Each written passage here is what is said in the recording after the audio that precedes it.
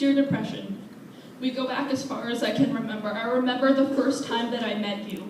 I was 6 years old, a ponytail lover of reading teas for the way I looked, and the Walmart sneakers, which were one of 2 pairs that I had. I met you again when I was 7, being punched on the walk home from school. I saw you every day, bullied for who I was. I was called ugly for the first time when I was 8, and I was told to go kill myself for the first time when I was 9.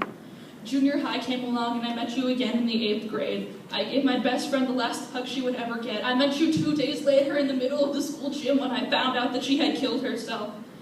When I reached my freshman year of high school, things got worse. The hate for myself growing, and I realized that my body was home to anxiety and depression.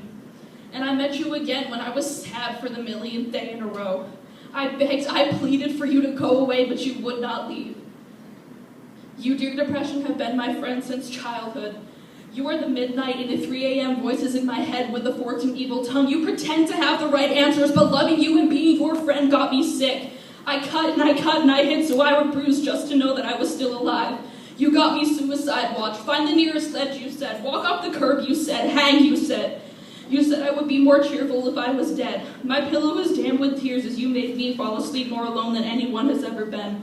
Loneliness has developed an authority in my head. My terrible thoughts are family, always yelling and screaming about the wrong that I've done. What I learned of sadness is from you, dear Depression. You told me that boys would never love me, but a rope and a razor could. You told me that you wouldn't go away. I can't have children because you know I wouldn't want them to feel like this.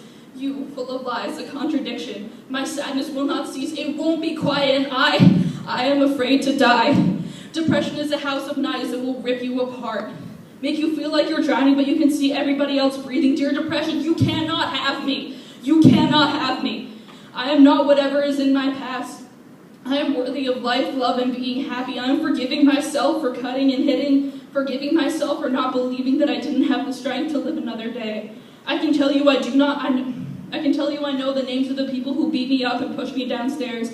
I can tell you I hate myself for not saving my dearest friend. I can tell you the number of boys who tried to make me let them crawl into my body, but I would rather tell you that I am letting go. I am letting go of sadness and failure. I am telling you to leave and never come back. Dear Depression, I will not give up, and you will not silence me.